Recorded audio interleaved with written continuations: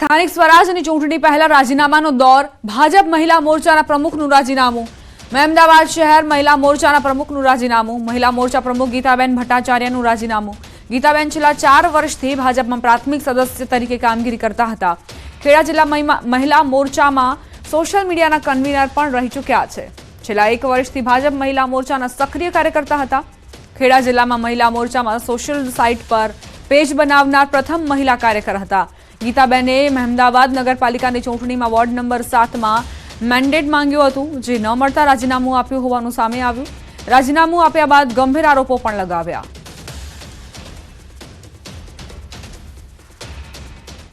દ્વારકા નગરપાલિકામાં ભાજપ ચૂંટણી પહેલા જીતની રેસમાં 28 બેઠકો ધરાવતી દ્વારકા નગરપાલિકામાં 8 બેઠકો પર ભાજપ બિનહરીફ જાહેર ભાજપે ચૂંટણી પહેલા ખેલ પાડી દીધો દ્વારકા નગરપાલિકાના વોર્ડ નંબર 4 માં ભાજપના તમામ સભ્યો બિનહરીફ જાહેર થયા જ્યારે વોર્ડ નંબર 3 માં 3 સભ્યો બિનહરીફ જ્યારે વોર્ડ નંબર 7 માં 1 સભ્ય બિનહરીફ જાહેર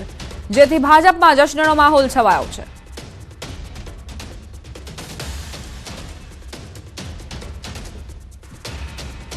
કેન્દ્ર સરકારના વર્ષ 2025-26 સામાન્ય બજેટને federation of Gujarat weavers welfare એસોસિએશને આવકાર્યું ફોગવાના પ્રમુખ અશોક જીરાવાલાએ આ મામલે નિવેદન આપતા જણાવ્યું કે બજેટના કારણે ટેક્સટાઇલ ઇન્ડસ્ટ્રીઝને ફાયદો થશે ઉદ્યોગ જગત નવી હરણફાળ અને નવી ઊંચાઈ પ્રાપ્ત કરશે ટેક્સટાઇલ ઉદ્યોગને જે નવા યુવાનો એન્ટરપ્રિન્યોર જે આવવા માંગતા હોય નવા ઉદ્યોગ કરવા માંગતા હોય એવા યુવાનો માટે પણ દ્વાર ખોલવામાં આવ્યો છે ખાસ કરીને જે 5 કરોડ રૂપિયા વિના મોર્ગેજ લોન જે આપવાની ગત વર્ષોમાં જાહેરાત થઈ હતી એ અત્યારે 10 કરોડ રૂપિયા જેવી માતબર રકમની જાહેરાત માનનીય નિર્મલા સીતારામનજીએ કરી છે તો ટેક્સટાઇલ માટે એક દ્વાર ખુલ્યા છે કચ્છના લખપત તાલુકાના મુધાન ક્રીક વિસ્તારમાં વોટર લેવલ સર્વે માટે ગયેલી બોટ પલટી ખાનગી કંપનીના 3 કર્મચારીઓ મોડી રાત્રે સંપર્ક વિહોણા બનતા ચિંતા ફેલાઈ બીએસએફ પોલીસ અને અન્ય એજન્સીઓએ તાત્કાલિક શોધખોળ શરૂ કરીને લાપતા કર્મચારીઓ 16 કલાક બાદ આંતરરાષ્ટ્રીય બોર્ડર પિલર નંબર 1170 પાસે હેમખેમ મળ્યા જીએચસીએલ કંપનીના અધિકારીઓ અને સુરક્ષા એજન્સીઓએ રાહતનો શ્વાસ લીધો બીએસએફ અને પોલીસની ઝડપી કાર્યવાહીથી અકસ્માત મોટા સંકટમાં બદલાતો અટક્યો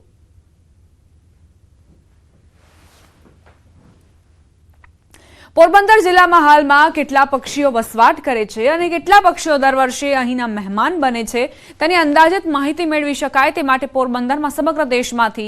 80 કરતાં વધુ પક્ષીવિદો દ્વારા 2 દિવસીય પક્ષીઓની ગણતરી શરૂ કરવામાં આવી પોરબંદર જિલ્લાને કુદરતે આપેલ વેટલેન્ડોના કારણે દર વર્ષે લાખોની સંખ્યામાં વિવિધ પ્રકારના પક્ષીઓ અહીં વસવાટ કરે છે અનેક વિદેશી પક્ષીઓ શિયાળામાં અહીંના મહેમાન બને છે પોરબંદર જિલ્લામાં કેટલા પક્ષીઓ વિહરતા જોવા મળે છે તો તે અંગે માહિતી મળી શકે તે માટે સમગ્ર દેશમાંથી પક્ષીવિદોની ટીમ પોરબંદર પહોંચી અને જિલ્લાના અલગ અલગ વેટલેન્ડ્સની 2 દિવસ સુધી મુલાકાત લઈ ફોટોગ્રાફી અને શૂટિંગ વડે ગણતરી શરૂ કરવામાં આવી છે આપણે છેલ્લા 3 વર્ષથી ગણતરી કરતા હતા આ ચોથું વર્ષ આપણે ગણતરી શરૂ કરી રહ્યા છીએ અને પોરબંદરના અગત્યના જલપાવિત વિસ્તારો એટલે કે ગોસાબરા મોકોરસાગર અથવા કરલી વેટલેન્ડ કહીએ છીએ જેને અબીપુર ડેમ બરડાસાગર ડેમ કુછડી જુવાર મેઢા ક્રીક આ તમામ વિસ્તારોની અંદર આપણે જે જલપાવિત વિસ્તારના પક્ષીઓ છે એની વસ્તીનો અંદાજ મેળવીએ છીએ દર વર્ષે આપણે શિયાળામાં જાન્યુઆરીમાં અથવા તો ફેબ્રુઆરીમાં પક્ષી ગણતરી કરીએ છીએ અને 17 થી 19 જેટલા વેટલેન્ડ્સને કવર કરીએ છીએ આ શું કામ કરીએ છીએ કેમ કે આપણા વેટલેન્ડ્સ છે એ આંતરરાષ્ટ્રીય કક્ષાએ ઘણું મહત્વ ધરાવે છે અને આંતરરાષ્ટ્રીય કક્ષાએ એને રિકોગ્નાઇઝેશન મળે એના કેટલાક માપદંડ હોય છે જેમ કે જો કોઈ જગ્યાએ કોઈ વેટલેન્ડમાં 20,000 पक्षियों की गणतरी થાય तो ये अंतर्राष्ट्रीय कक्षाए महत्वનું गणाय છે बहुत साल से बर्डिंग कर रही हूँ यानी मेरे कॉलेज के डेज से मैं बर्डिंग कर रही हूँ आई am very passionate about bird and conservation of nature so मैंने अभी थोड़ा काम कम करके बर्डिंग ज़्यादा करने का तय किया है और तब से लास्ट ईयर से सितंबर में यहाँ कच्छ में आई थी पैसेज माइग्रेंट सर्वे के लिए बर्ड काउंट के लिए और अभी ये पोरबंदर का जब आया वेटलैंड्स का तो तुरंत ही मैंने उसका एप्लीकेशन भर दिया और सोचा कि मेरे को ये करना ही है बिकॉज आई एम वेरी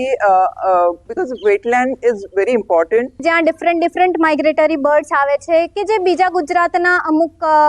શું કહેવાય કે ભાગમાં જોવા મળતા નથી તો બહુ સારો એક્સપિરિયન્સ હતો અને બીસીએસજી દ્વારા જે બર્ડ સેન્સસ આયોજિત કરવામાં આવેલું છે તેનાથી શું કહેવાય કે જે યંગ બર્ડર હોય છે કે બર્ડ કાઉન્ટર હોય છે એમના માટે આ એક બહુ ઇન્સ્પાયરિંગ અને એમને મોટિવેશન મળે આગળ વધવાનો